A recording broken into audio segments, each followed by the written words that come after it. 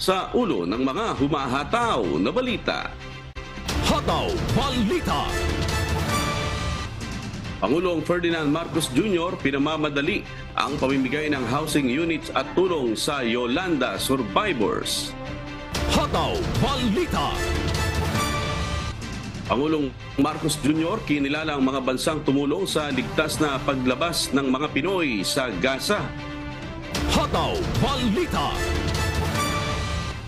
Dating Pangulo at ngayon Pampanga 2nd District Representative Gloria Arroyo tiniyak ang suporta sa House leadership sa kabila ng pagpapatalsik sa kanya bilang House Deputy Speaker. Hataw Balita. Aksyon laban kay dating Pangulong Arroyo, posibleng pagsira umano sa mga Duterte ayon sa isang political strategist. Hataw Balita. Commission on Elections o COMELEC, kinansila na ang special election sa Negros Oriental. Hataw Balita. At nutrition professionals mula sa Nutrition Foundation of the Philippines Incorporated sumailalim sa Modified Basic First Aid Seminar ng UNTV News and Rescue. Hataw Balita. Una sa ating mga humahataw na balita. Nanguna si Pangulong Ferdinand Marcos Jr. sa paggunita ng ika-10 anibersaryo ng pananalasa ng Super Typhoon Yolanda sa bansa na kumitil ng libo-libong buhay. Binigyang diin ni PBBM ang leksyon na iniwan ito ukol sa kahalagahan ng pagtutok sa usapin ng climate change. Ayon kay Pangulong Marcos, kailangang maging bahagi palagi sa pagbuo ng polisiya ng gobyerno ang usaping climate change para matiyak na hindi na mauulit ang anumang trahedya na nag-iiwan ng malaking pinsala maging sa buhay ng mamamayan. Pakinggan po natin ang pahayag ni Pangulong Ferdinand Marcos Jr. As I have said, we must make climate change a vital component of our national policies. We must make sure that we apply our knowledge on climate change to every plan, to every decision and initiative, so we can build stronger and more resilient communities. Be assured that the government is always striving to ensure that such tragedies of this magnitude will be avoided and will be adapted to. Dagdag pa ng Pangulo, isang malinaw na senyales ng epekto ng climate change ang Super Typhoon Yolanda na kailangang paghandaan at agapan. Ayon naman kay Tacloban City Mayor Alfred Romualdez, malaki na rin ang ipinagbago ng kanilang syudad mula nang mag-iwan ng malaking pinsala ang bagyo makalipas ang isang dekada. Pakinggan natin ang pahayag ni Tacloban City Mayor Alfred Romualdez. In the 10 years, that fateful day, Tacloban has recovered. We have built back a better and stronger city and community. Hataw Balita. Inatasan ni Pangulong Ferdinand Marcos Jr. ang mga kinaukulang ahensya na patuloy na tutukan ang tulong na ibinibigay ng pamahalaan sa Yolanda survivors. Kabilang na rito ang housing units o pabahay sa mga naapektuhan ng Super Typhoon Yolanda. Nagbigay ng direktiba kahapon ng Pangulo sa Department of Human Settlements and Urban Development o DHSUD at National Housing Authority o NHA na palakasin ang pagkakaloob ng mga unit ng pabahay. Sinabi rin ng punong ehekutibo na ang trabaho ay hindi pa tapos, lalo na't marami pa ring mga biktima ng Yolanda ang naghihintay ng tulong mula sa gobyerno. Pakinggan natin ang pahayag ni Pangulong Ferdinand Marcos Jr. We have engaged the Department of Human Settlements and Urban Development and the National Housing Authority to accelerate the provision of housing units and land titles to our beneficiaries. Ilang bahagi pa ng paggunita sa 10th anniversary ng Super Typhoon Yolanda, dinaluhan ng Pangulo ang 2023 Handa Pilipinas Visayas Leg Opening Ceremony sa itong taunang eksposisyon ng mga inobasyon sa disaster risk reduction and management. Hataw Balita. Sa paggunita ng ika-10 taon ng Super Typhoon Yolanda, ibinahagi ni Vice President Sara Duterte ang halaga ng aral ukol sa climate change mula sa mga nangyari sa nakaraan. Ipinapaalala niya ang kahalagahan ng agarang aksyon at paghahanda sa mga epekto ng pagbabago ng klima. Dagdag pa ni BP Sara, mahalaga rin ang pamumuhunan sa matibay na infrastruktura, early warning systems at edukasyon tungkol sa paghahanda sa mga kalamidad. Hinimok din ng Vice Presidente ang publiko na kilalanin ang mga pagsusumikap ng mga volunteers, first responders at mga organisasyong makatao na tumulong noong mga panahong iyon. Sinabi niya na ang kanilang dedikasyon at kabutihan ay naging instrumental sa pagtulong sa mga naapektuhang komunidad na magtayo ng kanilang mga buhay at muling magkaroon ng pag-asa para sa mas magandang kinabukasan. Pakinggan natin ang pahayag ni Vice President Sara Duterte. This commemoration serves as a poignant reminder of the importance of disaster risk reduction, climate change mitigation, and disaster preparedness. Today, as we remember the lives lost, let us unite in solidarity and recommit ourselves to creating a safer, more resilient future defined by sustainable development. Hataw Balita. Inilala ni Pangulong Ferdinand Marcos Jr. ang mga pagsusumikap ng mga lokal at international na mga non-government organization o NGOs na tumulong sa pag-rebuild at recovery ng Tacloban City matapos itong masira ng Super Typhoon Yolanda 10 taon na ang nakararaan.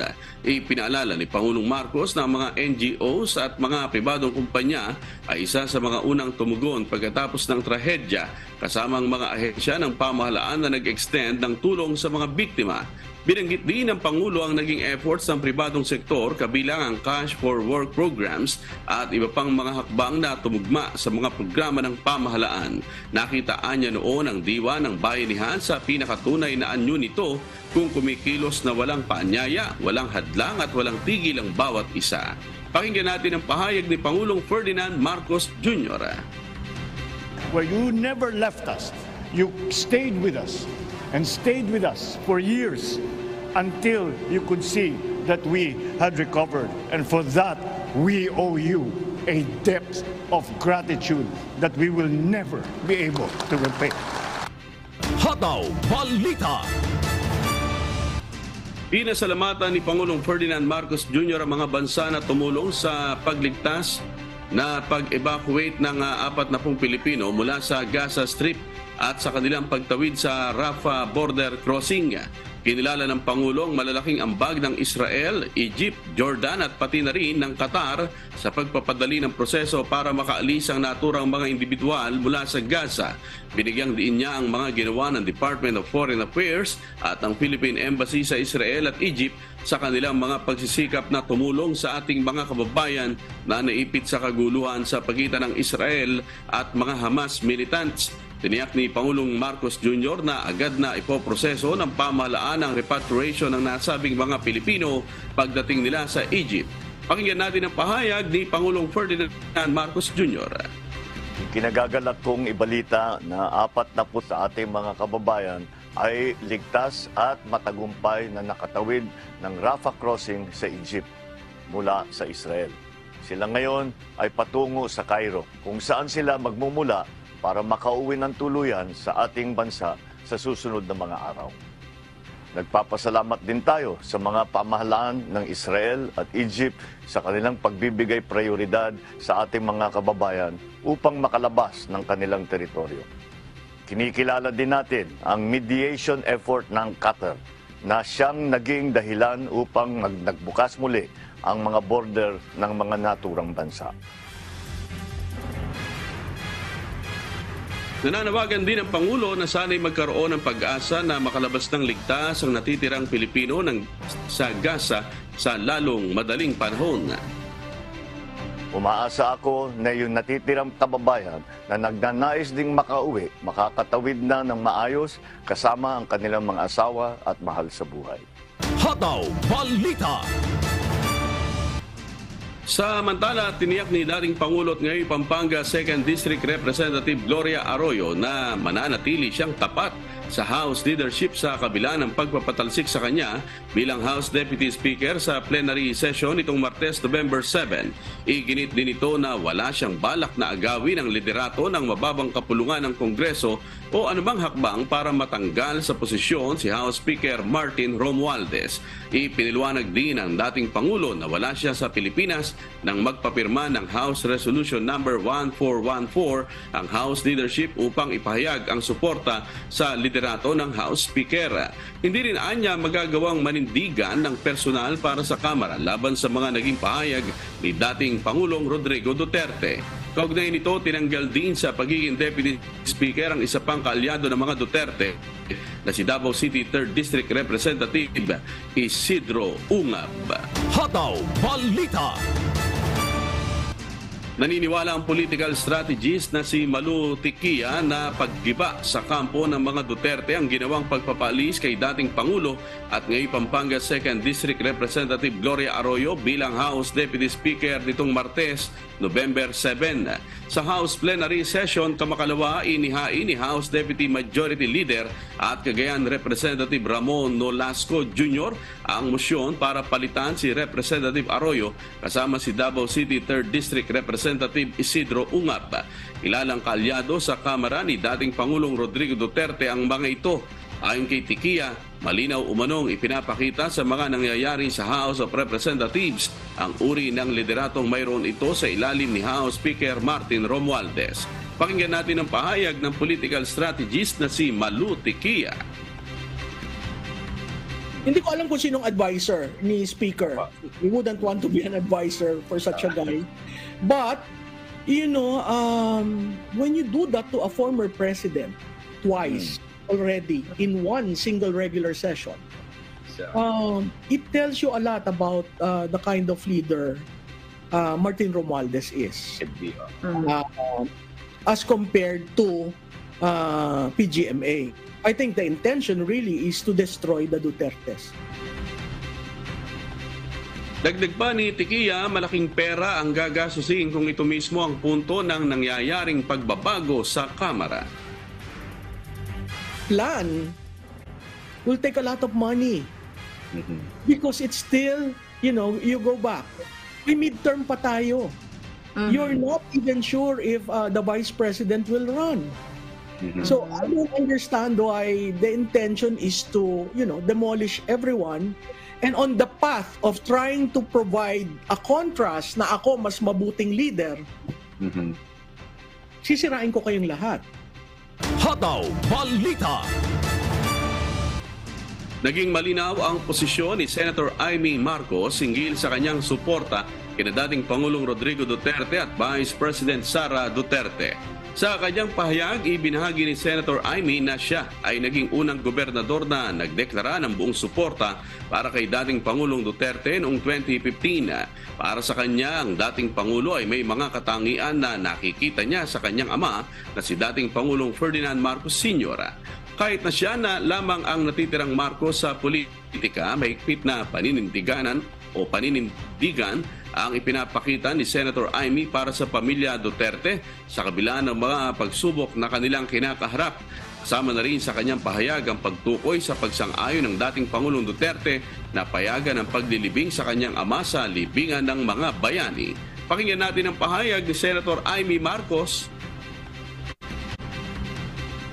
Hindi lang dahil kaibigan ko si PRRD. Kaibigan ko talaga siya. Higit lalo si Inday Sara. Mga kaibigan ko sa pagpapaunlad ng bayan, pagpapanatili ng kapayapaan at katahimikan at pakikipaglaban kontra sa puwersa ng kasamang naglalaganap na katiwalian, gutom at katraydoran. Hataw Balita. Sa pagbukas ng plenary debate sa Senado para sa panukalang 5.768 trillion pesos na pambansang budget para sa susunod na taon, kinwestiyon ng ilang senador ang inihaing confidential at intelligence funds para sa mga civilian agency. Sa nasabing pagdinig, nagtanong ang ilang minority senators ukol sa kontrobersyal na 125 billion pesos na pondo ng Office of the Vice President noong nakaraang taon na nanggaling sa contingent fund na inaprubahan ni Pangulong Ferdinand Marcos Jr. Ayon kay Senate Finance Committee Chairperson Sani Angara, ito ay hindi isang transfer kundi isang release. Nais namang tiyakin ni Senate Minority Leader Aquilino Coco Pimentel ang patakaran ng gobyerno sa paggamit ng contingent funds.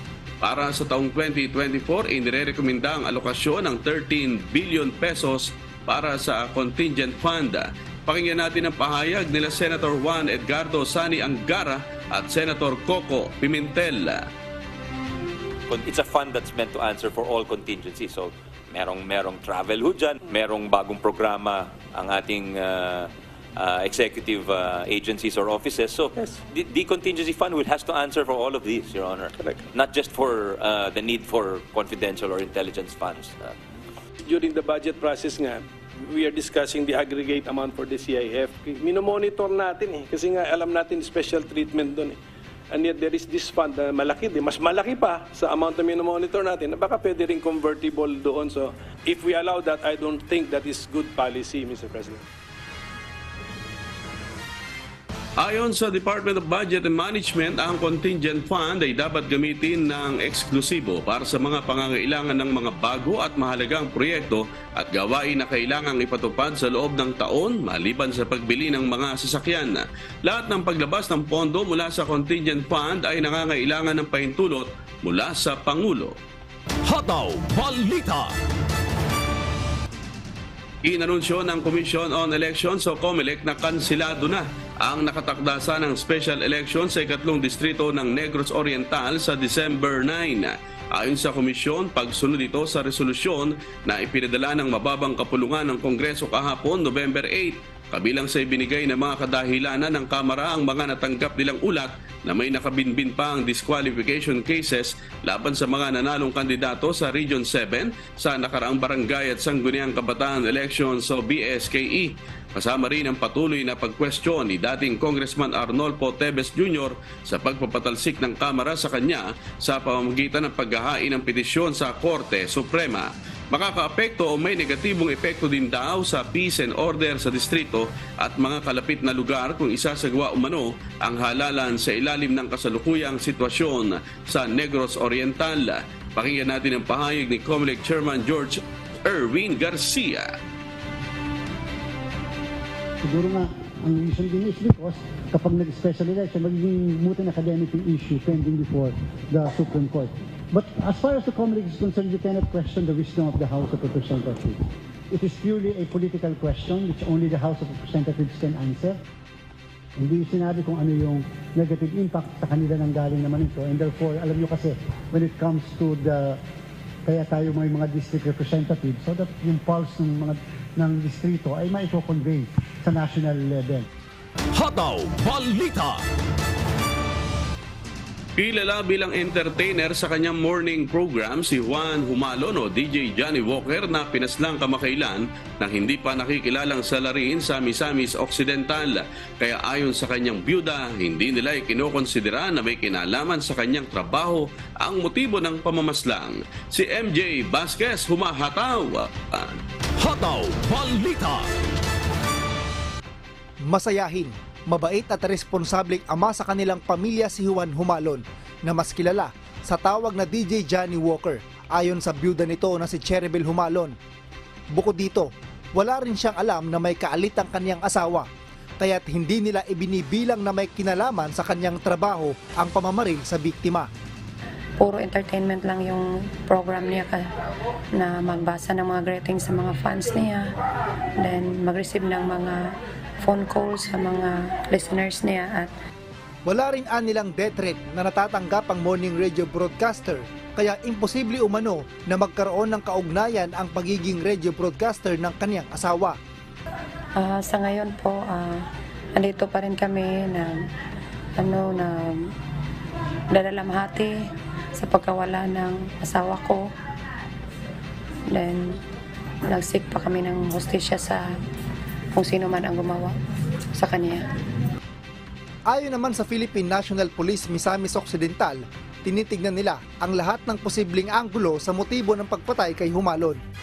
Nangako ang pambansang pulisya na magbibigay sila ng seguridad para sa pamilya ni DJ Johnny Walker.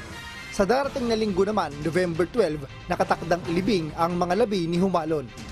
Diyos ang aming sandigan, serbisyo publiko ang aming pinahahalagahan.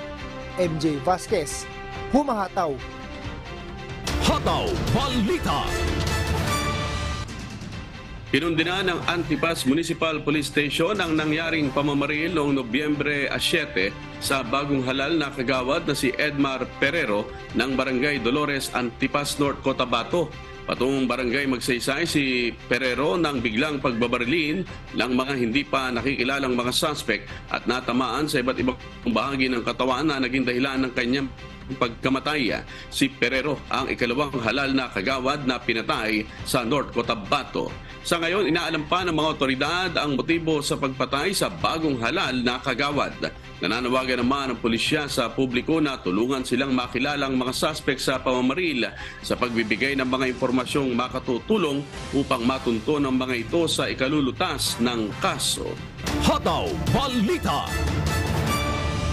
Isang board member sa Basilan ang namatay sa pamamaril ng suspect na kalaunay namatay din matapos gantihan umano ng putok ng kasamahan ng biktima. Si Bal Villaflor humahataw. Hataw Balita. Patay ang board member ng District 2 ng Basilan matapos pagbabarilin sa Barangay Basak, Sumisip, Basilan bandang hapon nitong Miyerkules, November 8. Kinilala ang biktima na si board member Nasser Asarul, habang kinilala naman ang suspect na si Basib Karim, 45 anyos. Batay sa ulat ng Philippine National Police, nagmemeryenda si Asarul at ang kanyang mga kasamahan sa isang karinderya nang lapitan ito ng suspect. Nagkaroon ng mainit na sagutan ang dalawa at bigla na lamang binaril ng suspect ang biktima. Agad namang nakaganti ng putok ang kasamahan ni Asarul na nagresulta sa pagkasawi ng suspect. Naisugod pa sa Lamitan Hospital si board member Asarul, ngunit idineklara ring dead on arrival. Narecover sa lugar ang 3 basyon ng kalibre 45 na baril at 15 basyon ng M16 rifle. Nagpaabot naman ng pakikiramay si Basilan Governor Jim Saliman sa mga kaanak ng biktima. Diyos ang aming sandigan, serbisyo publiko, ang aming pinahahalagahan. Mula rito sa Zamboanga, Sibugay, Val Villaflor, humahataw. Hataw Balita. Nasa 500,000 piso ang alok na pabuya sa sinumang makapagbibigay ng impormasyon sa suspect ng pagpatay sa bagong halal na barangay chairman na si Engineer Paul Albert Sakian sa Panabo City, Davao del Norte. Batay sa investigasyon ng pulisya, tinampangan ng mga hindi nakikilalang riding in tandem kriminal si Sakian sa loob ng kanyang minamanehong sasakyan habang binabaybayang purok mangga na sakop ng kanilang barangay sa Barangay Datu Abdul Dadia bandang hapon nitong Martes, November 7. Itinakbo ang biktima sa ospital ngunit idineklarang dead on arrival. Nananawagan ng Panabo City Police Station sa publiko na makipagtulungan sa kanila sa agarang ikahuhuli ng mga salarin. Hataw Balita. Kaalaman sa larangan ng first aid ang ibinahagi ng UNTV News and Rescue sa mga nutritionist, dietitians mula sa Nutrition Foundation of the Philippines Incorporated o NFP. Si Juby Saplad humahataw. Hataw Balita. Ang tanging niyang minuses, diba kanina ano sa links yan? Very big. So tingnan, first, assess the area, all safe. Nagkaroon natin para mawitiyo sa railway down. 12 nutritionist dietitian supervisors ang sumailalim sa one-day modified basic first aid seminar bilang paghahanda sa upcoming community nutrition practicum ng 150 hanggang 200 na nutrition student mula sa iba't ibang kolehiyo at universidad sa National Capital Region o NCR. Kasi yung mga supervisors, nagmamanage sila ng mga 20 students. Tapos syempre, lalo na pag yung live-in mode, yung mga situations na biglang may magkakasakit, kagaya nung na-experience namin noon, biglang may nahiwa niya yung kamay niya, daliri niya habang naghahanda ng pagkain, o kaya yun namang nakaiwan ng kandila, nasunog yung table. So yun yung mga parang sinasabi namin, kailangan yung supervisors ready na kung may mangyari. Ibinahagi ng NFP Executive Director na si Maria Lourdes Vega na isang registered nutritionist dietitian ang kahalagahan na makabahagi sa naturang seminar. Kahit na nakalink tayo sa health center, syempre maganda yung merong kaalaman at saka may kamalayan na dapat, gaya na sabi nga kanina dun sa early part ng training natin, no, dapat presence of mind among other things, di ba? Ang mga life-saving skill, gaya ng controlled bleeding, tamang paglagay ng sling and bandages, choking management, at ang hands-only cardiopulmonary resuscitation ang naibahagi sa mga participant ng training. Ang pinaka-tumatak sa akin is yung last part, yung CPR. So ngayon, at least na professional na ako, mas nagkaroon ako ng idea kung paano talaga siya gawin. And nakatulong siya in a way na kapag na-deploy pa ako sa ibang lugar, ma-apply ko din siya, hindi lang sa mga pasyente ko or sa clients ko. Even kahit pag maglalakad lang ako, I think magagawa ko na din siya on my own. First of all, thankful po kami sa UNTV dahil sa pagtuturo ng mga ganitong activities na someday na pwedeng makasave sa someone's life yan. Patuloy naman ang adhikain ng UNTV News and Rescue na makapagbigay kaalaman sa maraming grupo at individual na inaasahang makatutulong sa oras ng kalamidad o anumang pangangailangan. So part kasi ng advocacy ng UNTV, of course sa pangunguna ni Kuya Daniel Razon, na maturuan ng lahat. So wala tayong pinipili kung sino yung mga dapat natin na turuan o mapaglingkuran. Mahalaga ang kaalaman sa first aid sa lahat ng larangan ng buhay, upang kung dumati man ang sakuna at mga emergency, ay maaari tayong makatulong at makadugtong buhay. Diyos ang aming sandigan, serbisyo publiko ang aming pinahahalagahan. Juvie Saplad, humahataw! Hataw Balita! Oras alas 5:40 na po ng umaga at sa pagpapatuloy ng Hataw Balita Pilipinas.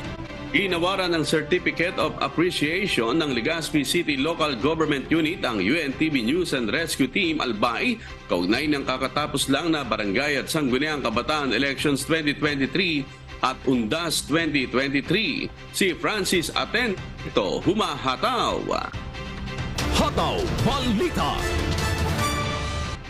Binigyang pagkilala ng Legazpi City Local Government Unit ang UNTV News and Rescue Albay nitong Lunes, November 6 dahil sa ibinigay nitong serbisyo sa katatapos lang na Barangay at Sangguniang Kabataan Elections at Undas 2023. Nakiisa ang UNTV News and Rescue kasama ang ilang ahensya ng gobyerno sa pagbibigay tulong at assistance sa ating mga kababayan simula noong October 31 hanggang November 2 taong kasalukuyan. Sa loob ng 48-hour duty, matyagang umikot sa 3 iba't ibang sementeryo sa lungsod ng Legazpi ang UNTV News and Rescue Team Albay upang tumugon sa pangangailangan ng ating mga kababayan katulad na lamang ng pagbibigay ng paunang lunas sa mga nasugatan at naaksidente sa loob ng lugar. Lubos naman ang pasasalamat ng Legazpi City Disaster Risk Reduction and Management Office sa pangunguna ni Engineer Melody Asur sa pakikibahagi ng UNTV News and Rescue Team Albay sa naturang operasyon. Diyos ang aming sandigan, serbisyo publiko ang aming pinahahalagahan. Mula dito sa Albay, Francis Atento, humahataw! Hataw Balita! Nakakaranas ng matinding pagbaha ang ilang bahagi ng Davao City dulot ng malakas na ulan kahapon. Bunso dito, nagpasaklolo na ang ilang mga residente na hindi magawang makalabas ng kanilang bahay nang biglang tumaas ang tubig baha ng hanggang lagpas tao. Si MJ Vasquez, humahataw! Hataw Balita! Binaha ang ilang lugar sa Davao City dahil sa malakas na buhos ng ulan nitong Miyerkules, November 8. Sa Barangay Baliok, sa Talongo District, nakunan pa ng video ang napakalakas na pagragasa ng tubig baha sa mga residential area. Ang ilang residente sa Bagua Playa nagpasaklolo na dahil hirap na silang makalabas ng kanilang mga bahay, bunsod ng biglaang pagtaas ng tubig na umabot hanggang lagpas tao.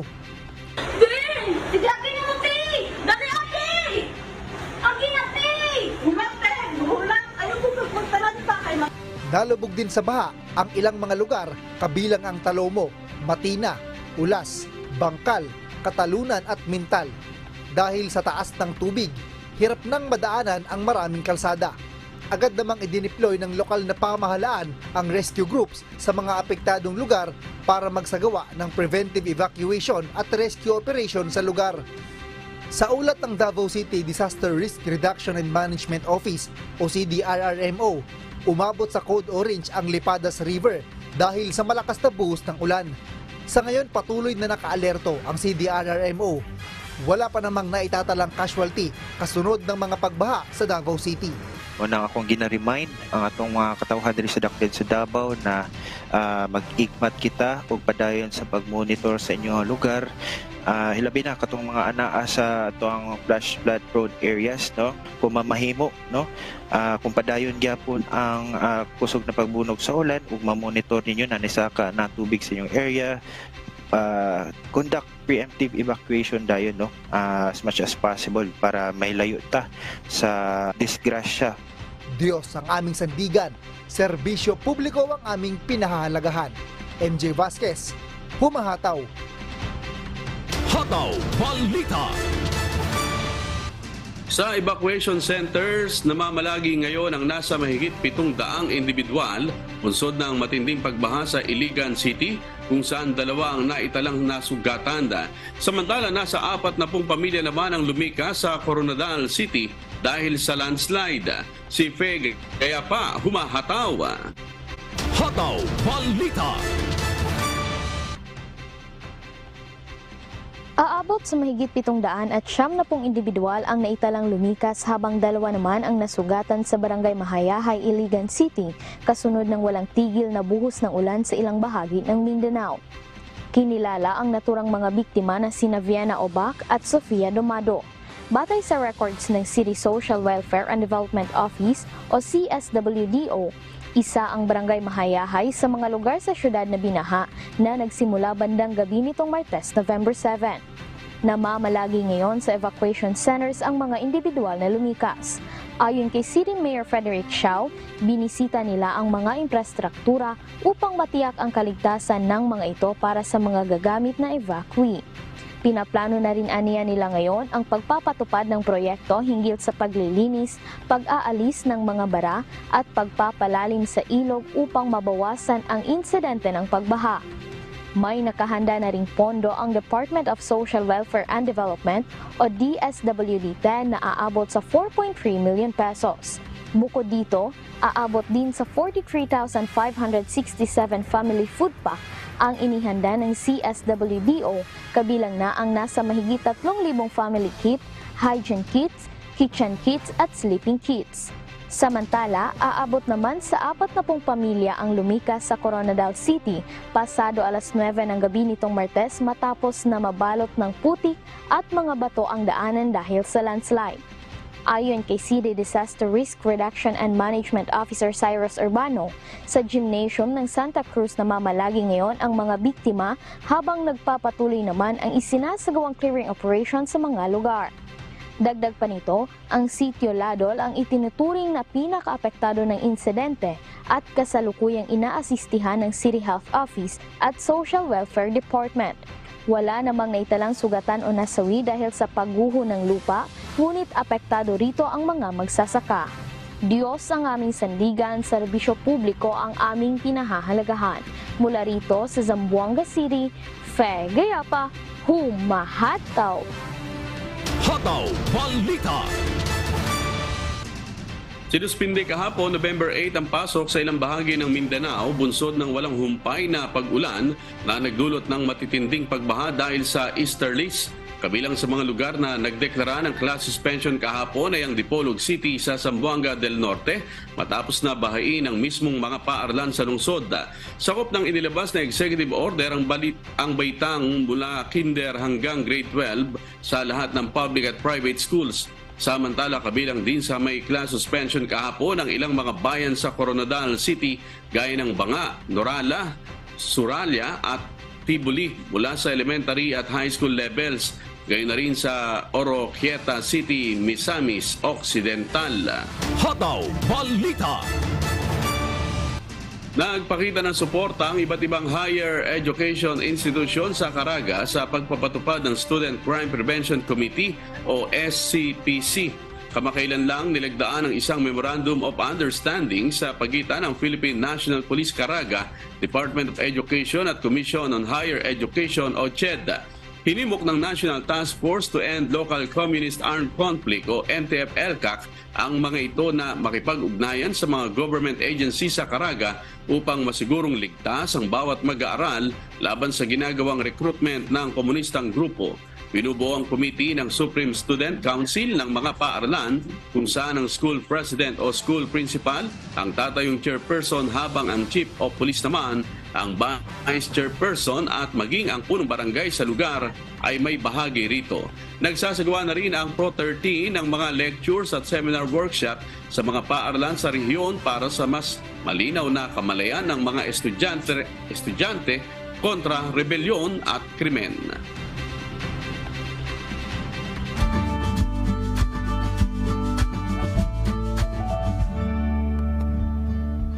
Alamin ang magiging lagay ng panahon sa iba't ibang bahagi ng bansa ngayong araw ng Huwebes. Panoorin po natin ang update mula sa Philippine Weather Bureau Pag-asa.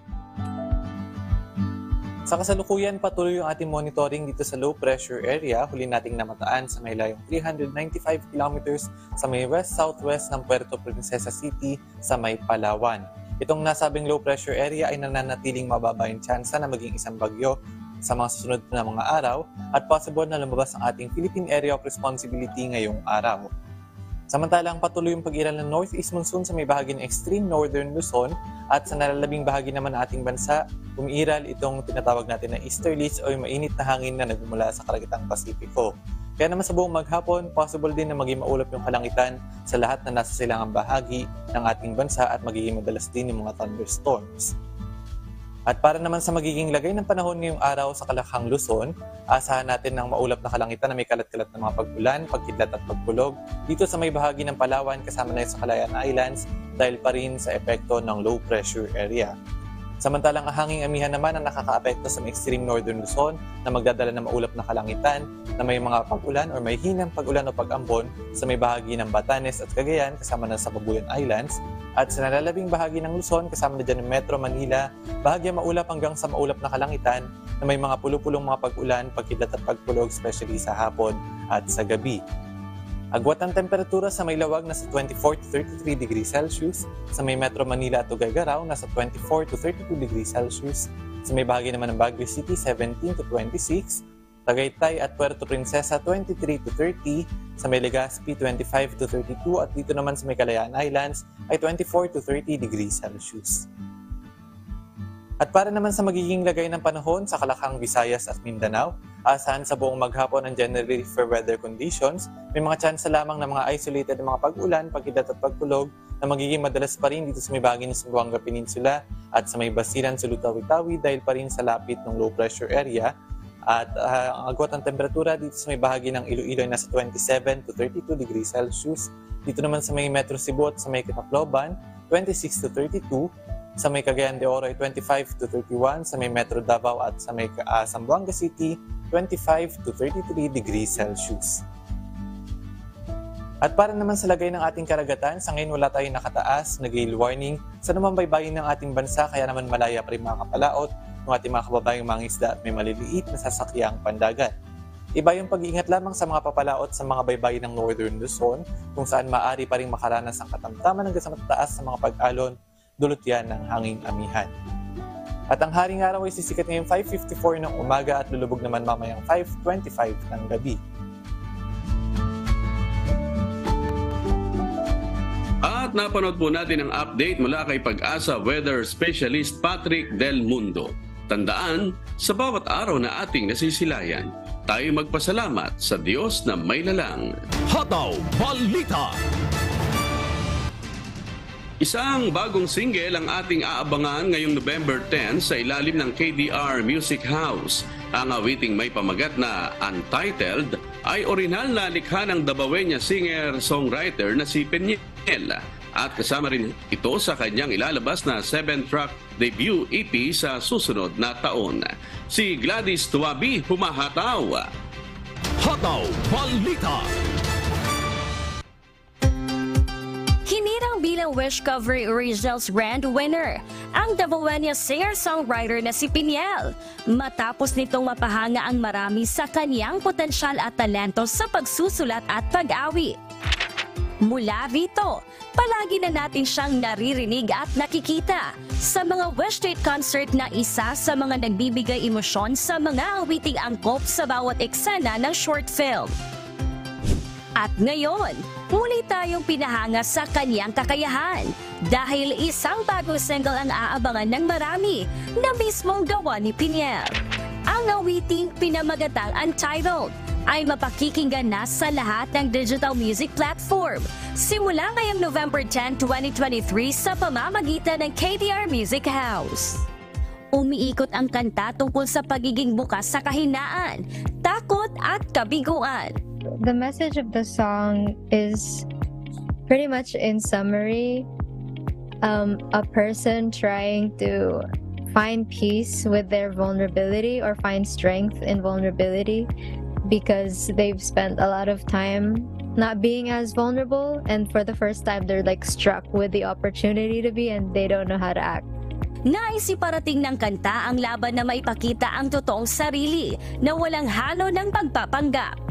It's very much a product of emotion and a product of really strong feelings and ideas about a thing that I went through. The people who would relate to this song are people who have been relatively within their comfort zones their whole lives, or people who have always carried their walls and their barriers with them as a protection against a lot of things. Abangan ang official song release ng pinakabagong single ng Davao City Pride na si Peniel ngayong November 10 at ihanda ang damdamin sa pakikinig ng kanta. Bukod dito, kaabang-abang din ang ilalabas na 7-track debut EP ni Peniel sa susunod na taon, kung saan kabilang ang awiting Untitled. I'm very grateful that I've been given every opportunity that has been given to me, and I owe a lot to them because I just got really lucky that I got recognized by such a huge company. It's been very great because I've been given the freedom and the go signal to express how I want to express, and that's rare. Samantala, nasa mahigit 99,000 subscribers na ang official YouTube channel ng KDR Music House. Kaya huwag kalimutang mag-subscribe at mag-follow para mapakinggan at mapanood ang iyong favorite OPM artists. Diyos ang aming sandigan, serbisyo publiko ang aming pinahahalagahan. Gladys Tuabi, humahataw!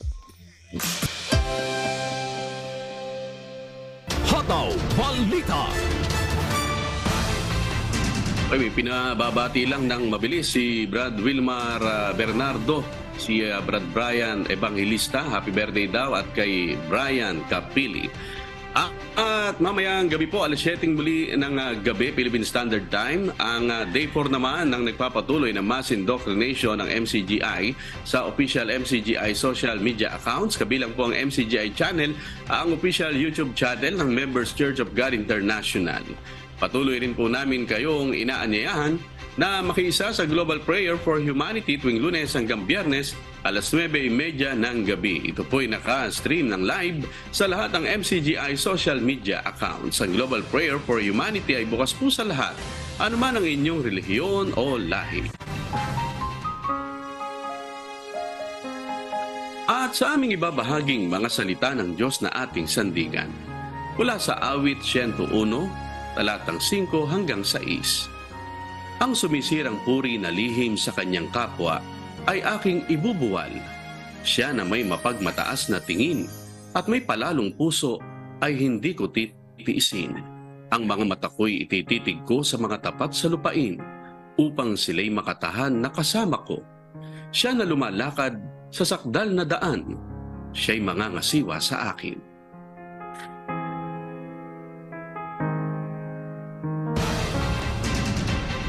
At yan po ang mga humahataw na balita ngayong umaga ng Huwebes, ikasyam sa buwan ng Nobyembre 2023. Sa ngalan po ng lahat ng bumubuo ng UNTV News and Rescue at ng UNTV Radyo Libertad 1350 ng ating mga correspondent mula Luzon, Visayas at Mindanao.